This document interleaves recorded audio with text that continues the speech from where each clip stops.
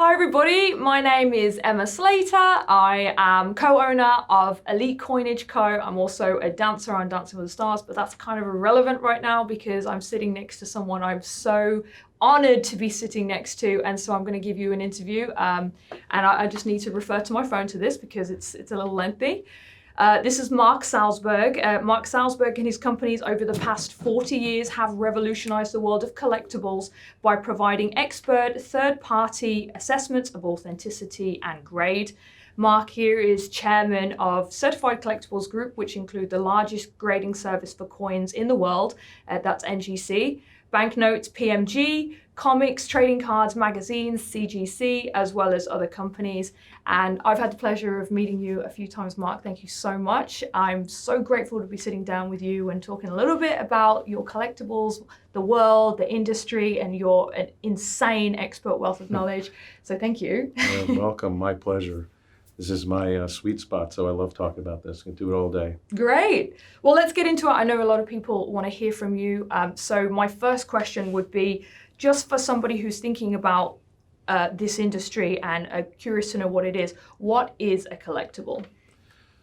A collectible is anything that may be a limited edition. It could be a coin. It could be a comic book that's vintage. It could be new things. It's what people are passionate about. So it's a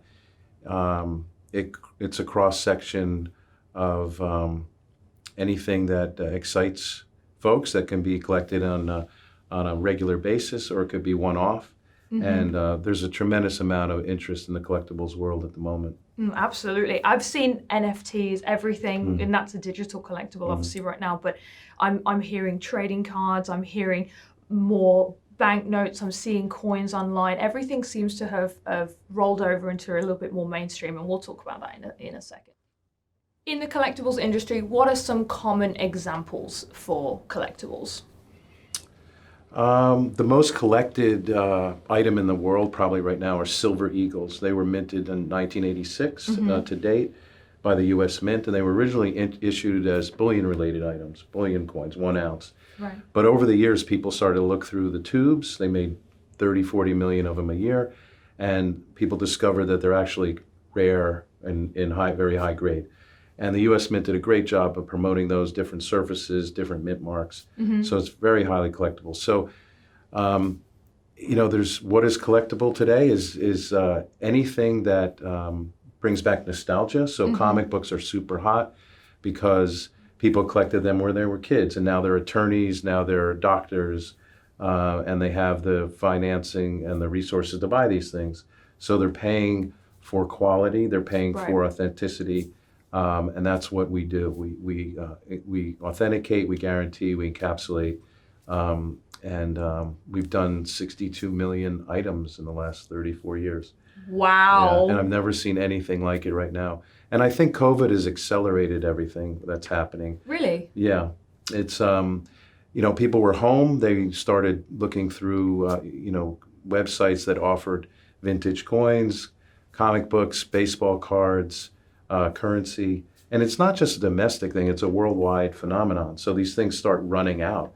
And because they're certified, people feel that they're authenticated and graded by a third party, which gives them comfort. And it's guaranteed. We guarantee that it's real, we guarantee the grade.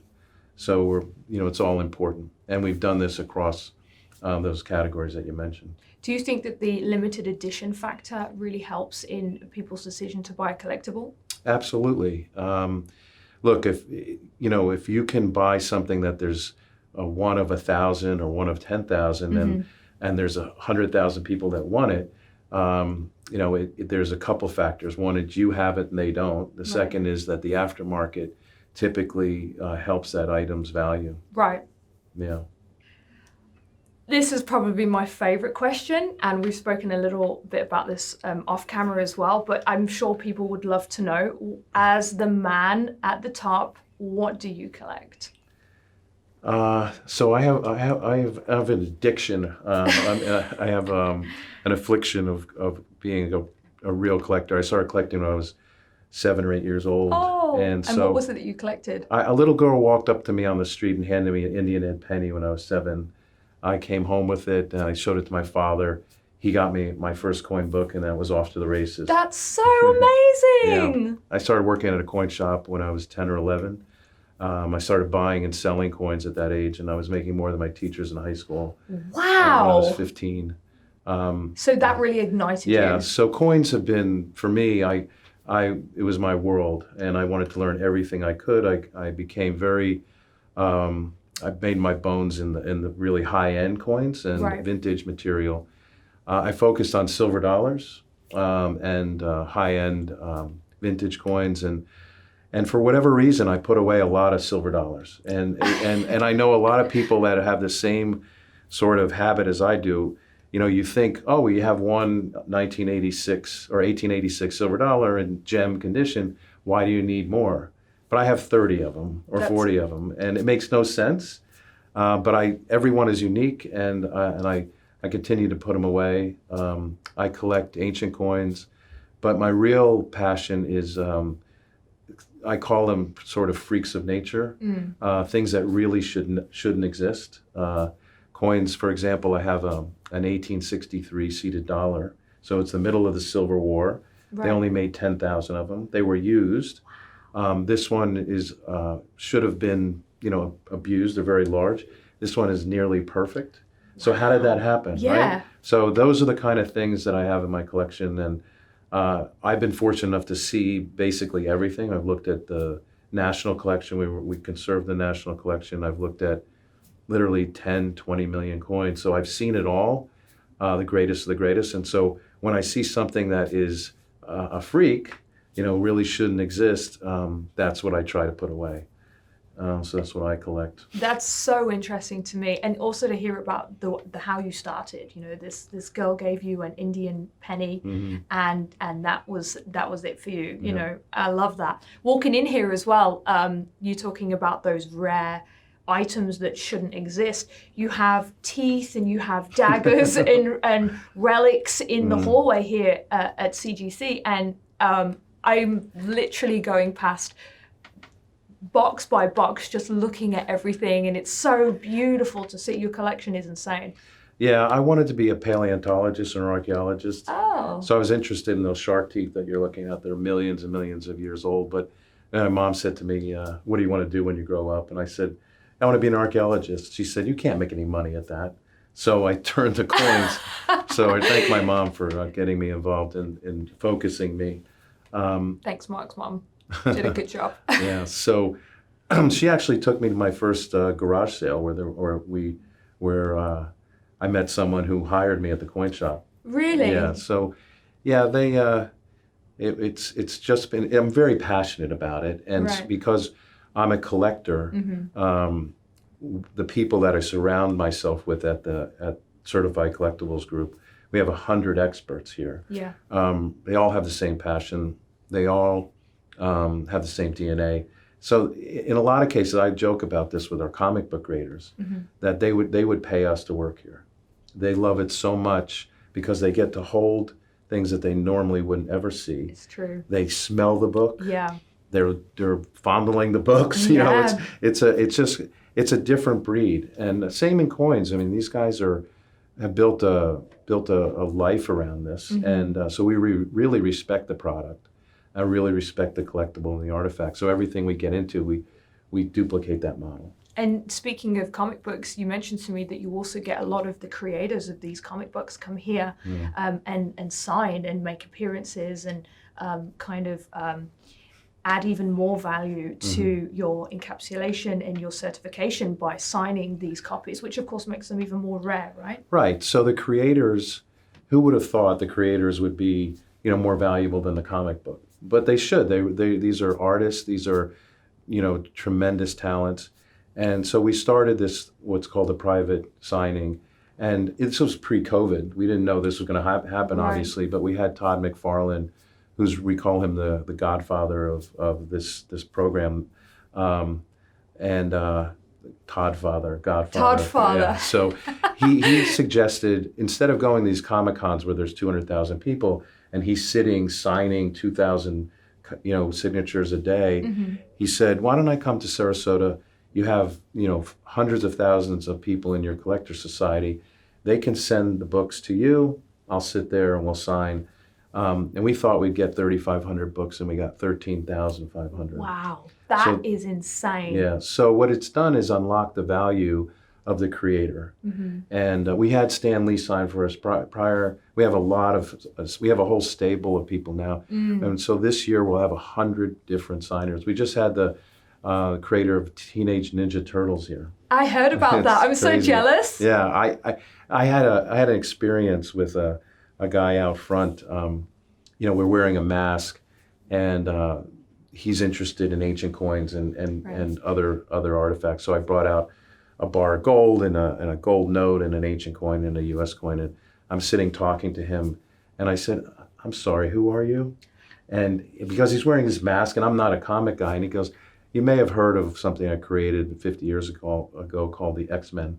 Oh my gosh! Wow. So we have people like that coming through, and now we have you that came through. Oh, thank you. So it's really unbelievable, because it's if you take an artifact, if you take a coin, or you take a comic book, it's not just the artifact itself. It's all the content, all the stories behind it, all the creation, and what went into it, and how it survived, and then we encapsulate that and make sure it's preserved archivally.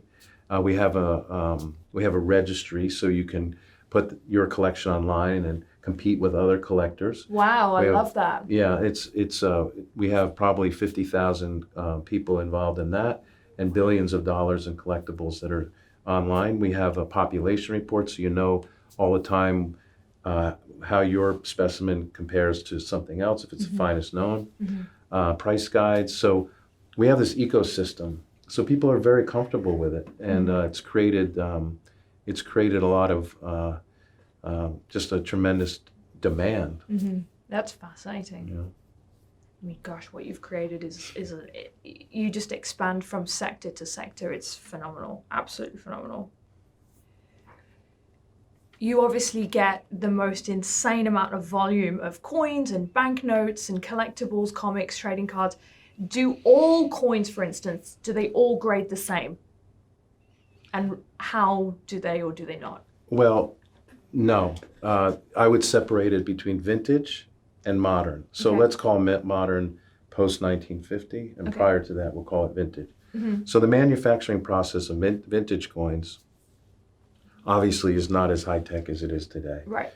So you'll never get, so the grading scale of coins is 0 to 70. You'll never get a 70 in a vintage coin, but you'll get it in a modern coin, which is theoretical perfection.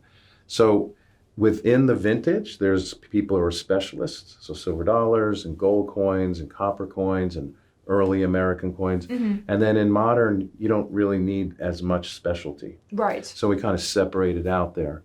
We also grade ancient coins. That's a real specialty, and we have a couple of geniuses who do that. What is the age of the ancient coins? So I would say it's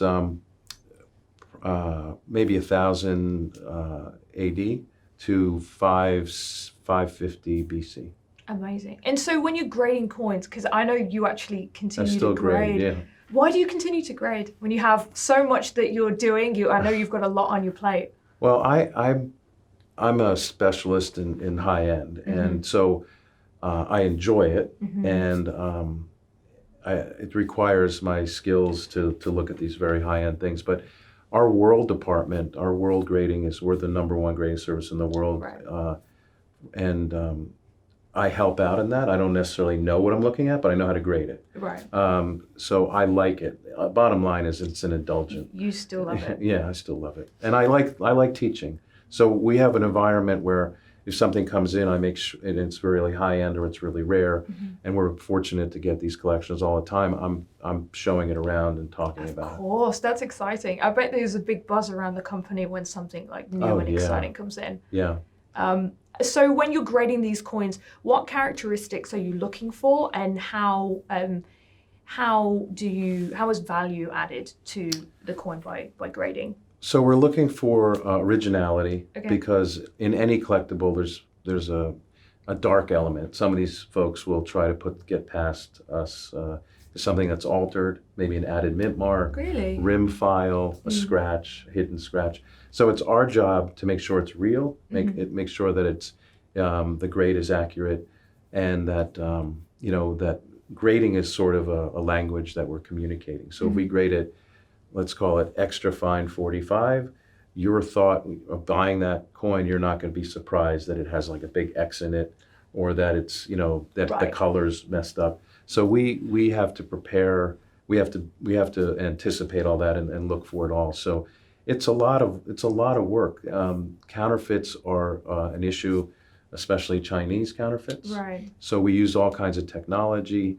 We have reference works. We have an archive of images. We have hiring people all the time that help with this. And technology has really been helping us. We're getting into AI, yes, artificial intelligence, and so we're at the forefront of this. You really are. And we've been speaking about this a lot. I have a product myself, my partner and I, at Elite Coinage, and I know we'll talk more about that in just a minute.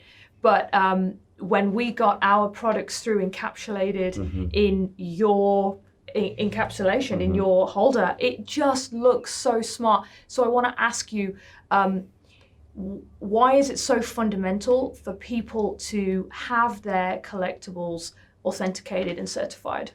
Well, it's very important for preservation, for attribution, so you know what it is. So our holder and that's applicable to your product and your collectible, it preserves it, it showcases it. We have done accelerated testing on the material. We make sure that when it gets shipped, it's not damaged. Right. And the other really important aspect is that you never have to worry about that it's real ever again. You don't have to convince somebody of the state of preservation, and you can pass it on, you can sell it to someone else, you can put it online, you can showcase it, you can show it to your friends, and it's protected.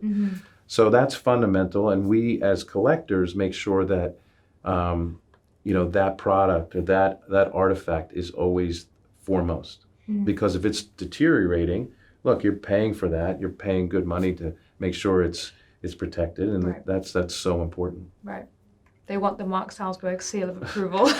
Well, you want the Certified Collectibles Group seal of approval, but also, you ultimately these things, like I said, there's a lot of attempts to counterfeit our holder and counterfeit the coin. Really? So we have all kinds of anti-counterfeiting measures built in that you can see and you can't see, and that's why when I saw what you had created, I was blown away, because it has the features of what we do, and currency and embedded security features that are just remarkable. So that whole concept to me is really new, and I thought it was super smart, super exciting, and applicable. The substrata, whatever you want to call that, is applicable to a number of other products.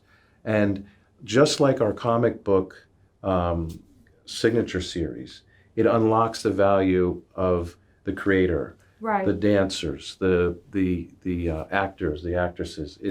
It's really, really, I think, innovative, and I think it's just kind of like I just get so excited about the possibilities with it. Well, actually, you just provided me a great segue into the product that I'm making. So I'm actually a professional dancer on Dancing with the Stars, I mentioned at the top of this interview. However, the last 3 years, I've been working with my business partner, Yuri Shapshal, who you've met before, and we have created a company, Elite Coinage Co. And we've been working on a product which is a collectible, and it's called the High Security 24 Karat Gold Note, and it looks something exactly like this. And this is encapsulated in a CAG holder, which of course is one of Mark's companies here at Collectibles Group, Certified Collectibles Group. This product for us has definitely taken on many forms, but you mentioned high security. But before I really sort of dive into that, I wanted to ask you, when you first saw our product, Elite Coinage, the high security gold note, what was your first thought? Well, I had to understand really why you went to this extent. Right. So then Yuri explained all the security features. What interested me was that it has very similar elements, if I may, similar elements to U.S. currency and any currency, right? So as intaglio, you can feel the difference. You can feel how that's elevated. it has the potential for a serial number, so you can put one of whatever, right? Correct. So that's another important feature. We wanted to make it limited edition, so that's Right. the way that we did that. That's beautiful. So this is a canvas really for, the image of, which is I love Betty White. Yes, Who me doesn't too. like Betty White, right? Yes. She's hysterical, and so this is a true collectible, and the security features only add to it. What I also loved was that it has the ability to embed gold or silver, which is really remarkable because it serves a lot of functions. You can buy it as a collectible that is elevated by having silver in it, which is one level, and then you can have it elevated by having gold in it, which is a whole nother level. And it just is, it's the basis for doing many, many things. And because it's endorsed and approved by ABC, I mean, that just shows you that this is this is legitimate and a great product, and it's a true collectible. It's encapsulated in Collectibles Authentication Guarantee, which is our estate kind of catch-all, and it was launched. We use this this vertical and this company to do the Neil Armstrong estate. Yes. So that was 10,000 artifacts. It's a museum piece. Yeah, things that went to the moon, things that were literally on the moon and sold for fortunes. Wow. So, we don't let everybody use this. So I love this product. And I thought it was applicable for and really lend itself well to Collectibles Authentication Guarantee. Thank you so much, and I'm so pleased that you like it. I'm really super honored to be part of it. You mentioned the intaglio, the intaglio embossed ink. We actually just went to the manufacturers who did this, and we were looking at the gold that was infused in the ink, and there's actually a detector that you can run over the note, which will indicate where that gold is, so that you can be sure that the gold is in there. The gold is infused in the holographic foil. There was so much that went into this. There's a microtext, which is a security feature that you can't see without a magnifying glass and a loop. And I know that was something that was really important to my partner and I, was to really make it secure and make it one of a kind, so people can, along with your certification, can be sure that they've got a secured product. Yeah, all those things are really important to the collector. And you're getting into a demographic that doesn't necessarily collect coins or comics or currency per se, or baseball cards or trading cards. This is a combination of, like, you're passionate about the Golden Girls, are passionate about Dancing with the Stars and those stars. And then, so you want to feel really great about the note itself. Yes. And then that it's certified. And then, so you collect them all, right? You collect them all. And then the other aspect is that, you can pass these on to your grandchildren. You don't have to worry that it's been damaged in any way. And our holder itself is almost impossible to counterfeit. So yes, is this a security feature? Yeah, all of this is a security feature. Wow, yeah. It's absolutely. Yeah. And then we have a hologram on the back. So, by having all of these other things, so think about a U.S. note. It has a serial number. Really hard to counterfeit that. Right. So, but they try. I mean, everybody tries, because these things become ultimately very valuable. And because they're limited edition, because there's such an audience in your world, these things are going to be very desirable. I could see them having real collectability. And then we're gonna have a registry for your collectibles. Amazing. So you'll be able to, everyone who buys these can go online, register their collection, and then they have a blueprint of what's available to collect and how they can fill out their collection. That's amazing. See, register your collectible. We've spoke about this before. This is one of my favorite sort of topics about, and something I'm super excited about this product particularly is, where do you see a product like this landing in the industry? Well, I think you're looking at a whole new paradigm. First of all, you can plug into the traditional collectibles market. There's a lot of exchanges that are buying, and you can go and buy and sell sneakers. You can go and buy and sell coins and currency and comic books, and it's vibrant. We're talking billions of dollars. So you have an audience that would be interested in this, but what you're doing, this is a crossover. This to me is the reason I'm so excited is because for us, it's a whole new demographic, right? And you have the ability to reach tens of millions of people that we wouldn't otherwise expose certified product to. So I think that you're bridging that gap, and you have, I would say, you can use the existing exchange, but I see this as a product where if you get this one right, which it looks like you have, there'll be other franchises, so to speak, and other shows and other actors and actresses and artists that want to do exactly the same thing. And you have the basis here for it. And that's what I see, and that's what excites me. And plus I get to meet famous people. I'll bring them all here. We'll have a party. I know that'd be great.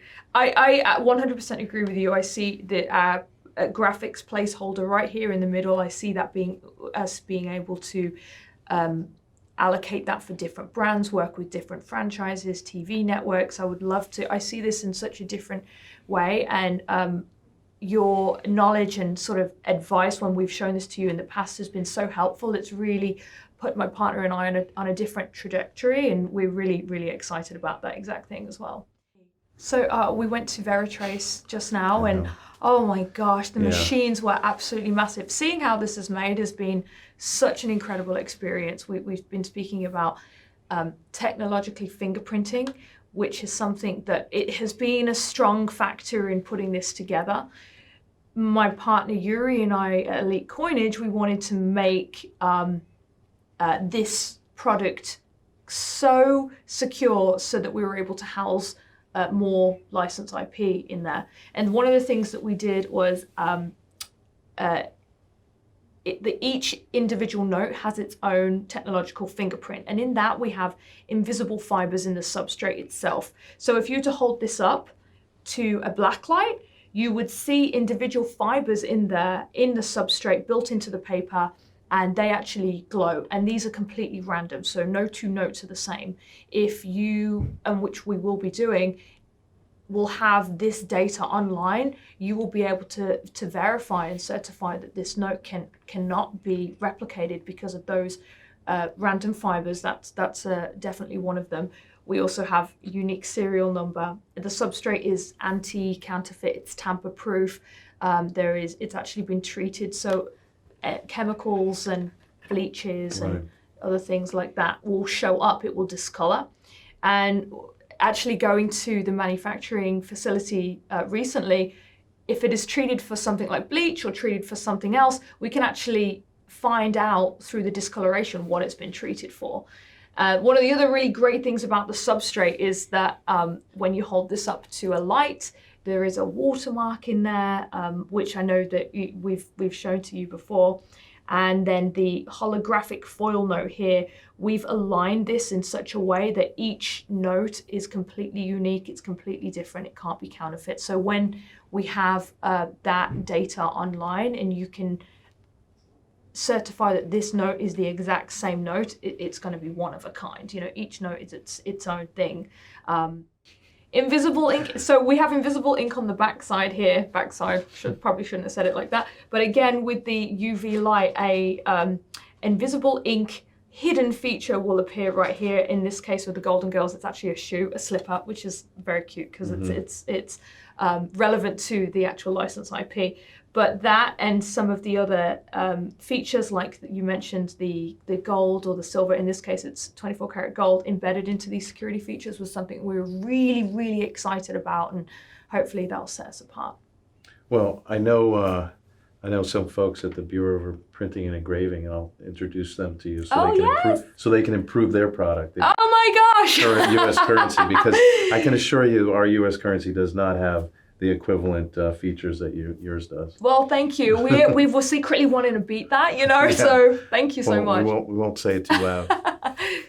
My last question for you, Mark, is finding assets of value is taken over pop culture by storm. I'm seeing it a lot. I've got group texts of friends of mine that are talking to me about ways to hold assets and value. It's a massively mainstream topic for people to find value to invest in.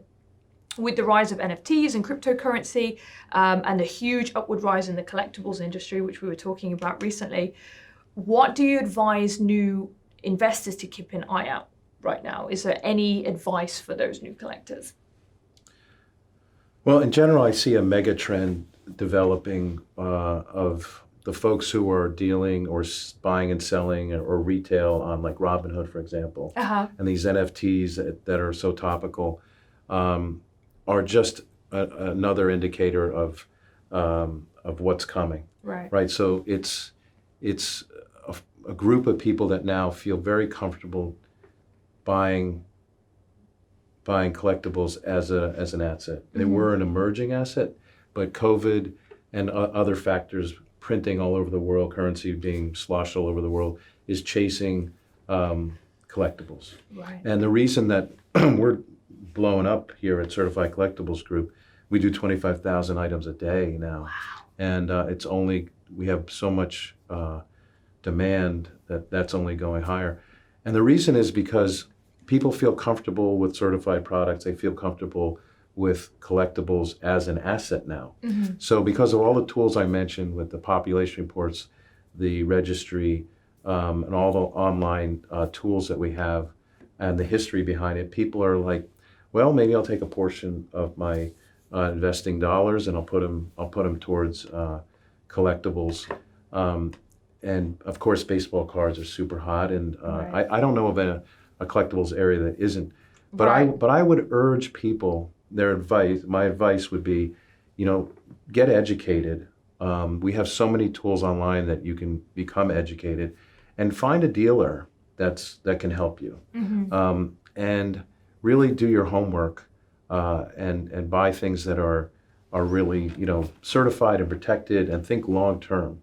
Right. And you may become a collector. These things may entice you to get more involved in the ecosystem we built and the society that we have of all these collectors. But it's mostly get educated. There's pricing mechanisms out there that are more transparent. And as the markets mature, the spread, meaning the buy-sell spread, will compress. Okay. So I believe there's a convergence of the certified collectibles world and the traditional financial markets. So you're going to see exchanges develop of funds of coins and comic books and baseball cards. You're going to see, and you have it already, syndication of rarities. So you'll take $1 million Monet or $1 million coin, and you can buy a piece of that for $20. So it's syndicated. Wow. So it's democratized. Now you're entering a whole new world. A whole new. So it's about liquidity. It's about comfort. It's about all the tools that have been made available, and you have these NFTs. So I'll tell you a little anecdote. So I bought a painting the other day. My friend suggested I buy it. I bought it from a digital image. I paid $12,500 for it.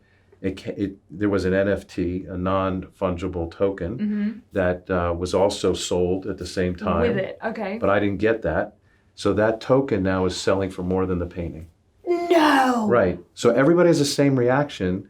And my reaction is, wait a minute. Why is that happening? This is a good thing, because everybody else is going, no, that's crazy. But it's simply because the folks that are buying those NFTs can sell it to someone else. They can show it to someone else. They can put it on online digitally. They can have it in their registry. They can have it on their Facebook page, whatever, and they can move it around. And the painting is just something that is abstract to them.